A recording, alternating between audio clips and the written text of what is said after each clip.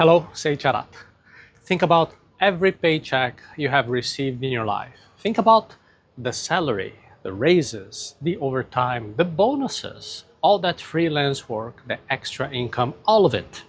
Now compare all that effort with what is actually in your bank account today. Is the number proportional to all the years that you have worked for it? For most people, the honest answer is no. And here's the reason. The problem is usually not how much you earn. The problem is the order in which you pay people. Most people pay everybody else first, and they pay their future self last. That is why the money disappears. Most people follow the same sequence every single month. The salary comes in, then the rent gets paid, the electricity, then the phone bill, then food, then the transportation. I'm not even mentioning your travels, fancy restaurants, clothes, and gadgets. And at the end of the month, they look at what is left and they say, well, these are my savings, right? But there is never much left. And that doesn't happen because the income was too low. Very often, it happens because the person paid their future self later, after everybody else was paid. In the book, The Richest Man of Babylon, by George Clason, published 100 years ago in 1926. And even today, it remains one of the best books ever written about personal finance. The book doesn't give you just vague motivation. This book gives you rules. And the first rule is simple enough for you to remember for the rest of your life. A part of all you earn is yours to keep. This is the rule that will build our entire conversation today. You must divide yourself into two people before you even touch your salary. Before you can even apply that first rule, you have to do this mental separation. You're not one person when it comes to money, at least. You are two people. You have a present self and you have a future self. Your present self wants to have comfort right now. Your present self wants the better meal, the newer phone, the extra subscription, the weekend trip, the small indulgence that feels like it's justified after a hard week. There is nothing unusual about that. Your present self is just doing what humans naturally do. But your future self is silent. Your future self cannot interpret your activities, cannot interrupt you before you grab that fancy bottle of wine, when you're clicking buy online. And that silence is exactly why your future self keeps losing. Have you ever noticed what usually happens? The present self is active. It makes every decision. Now the future self is passive. It only receives the consequences of your actions today. And that is why the first financial move must happen before emotion enters the picture. Every time money comes in, take 10% immediately and move that 10% into a separate account. Do that before you spend one single cent. If you earn, let's say, $1,000 this month, $100 will go to your future self on day one. The remaining $900, well, they are for you to use right now in your current life. If you earn $5,000, well, $500 will go there to your future self immediately. The logic is always the same. And the important part is this, that transfer is not optional. That transfer is not something that you do if your month goes well. You must treat that transfer like a mandatory payment. Hear this question. What happens if you ignore your electricity bill? Well, your lights will go off. What happens if you ignore your future self for 20, 30 years? The future self, you'll be weakened, right? Your body will be older and your energy will be lower. So today, many people that I know, they're doctors, lawyers, engineers, they are the top 1% of the population. But if they stop earning, their bills continue to arrive because of their lifestyle. This is not drama. This is just arithmetic. This is logical thinking. So the first step is to split the person into the person who is earning now and the person who's going to need the money later. And you must pay the future self first. You must force your lifestyle to fit in the remaining 90%. As soon as you move the first 10% away, some people will feel resistance. They say, I cannot live with my remaining 90%. Think about that reaction. Because you probably had different moments in your life when you were earning much less than you were earning now.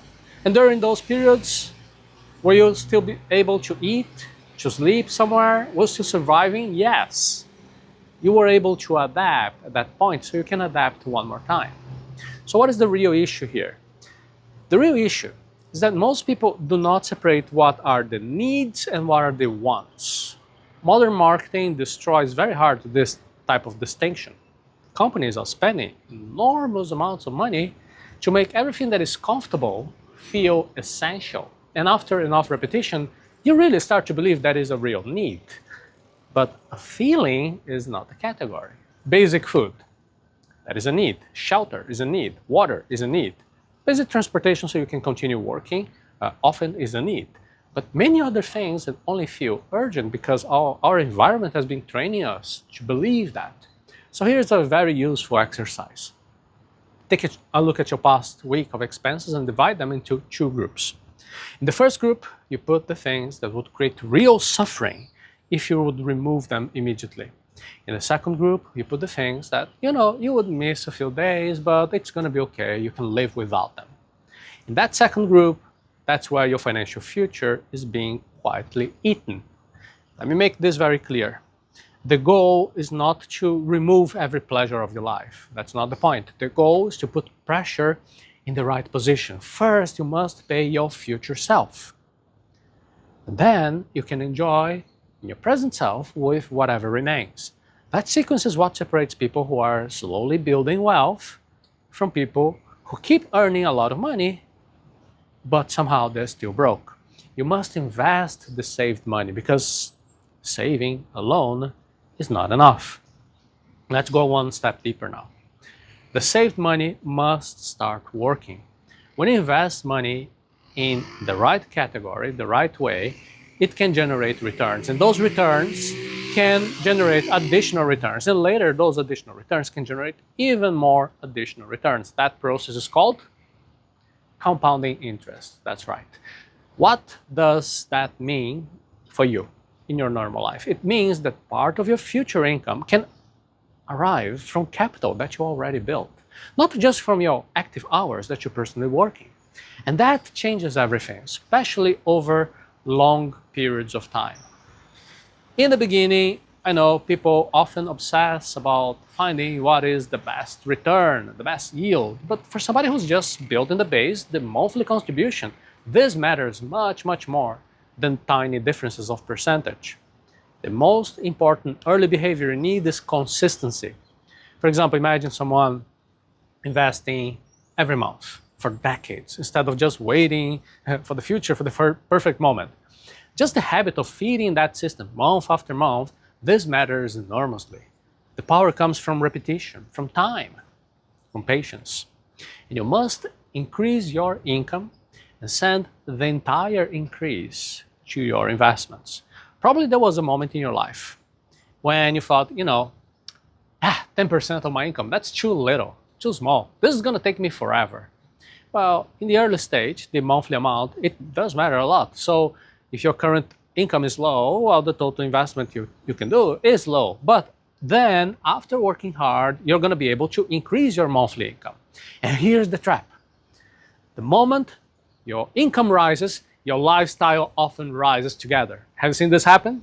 Somebody starts to earn more, and then suddenly their apartment changes, their car changes, the type of restaurant they go, it also changes, the type of travel also changes, the monthly subscriptions also change.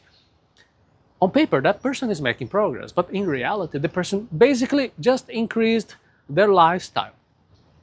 That is why higher income alone does not solve this problem. The rule is this: when your income increases, your standard of living and investing, it must increase first. The extra money should not be automatically becoming extra consumption. The extra money you have should become extra fuel for your investment system.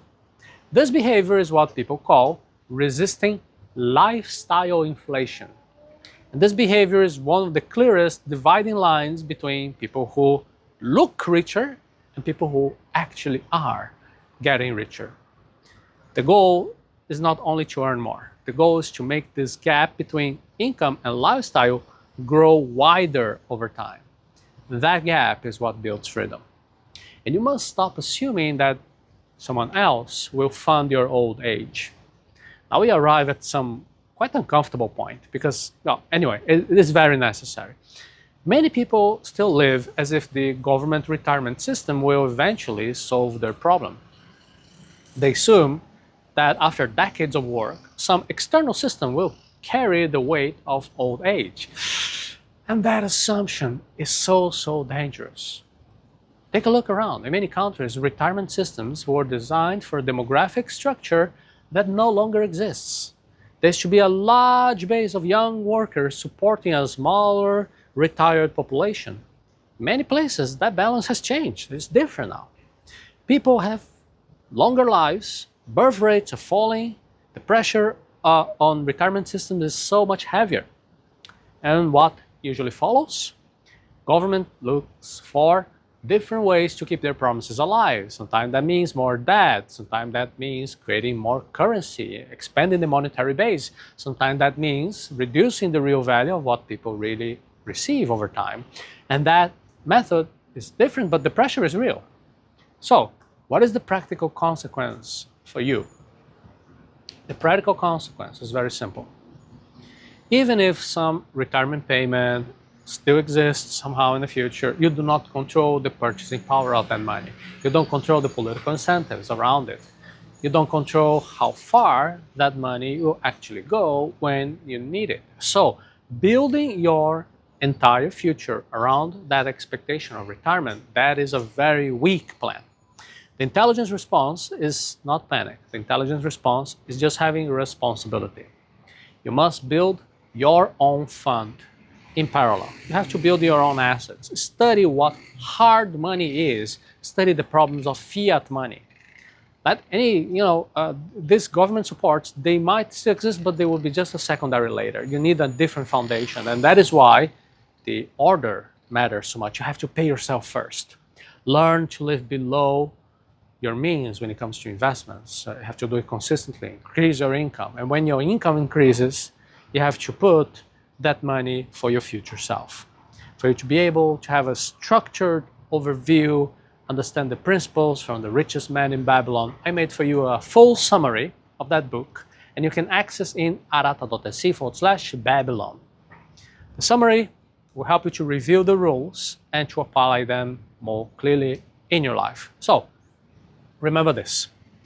The reason many people stay financially weak is not only that they earn too little. No, very often is that they are just paying themselves last.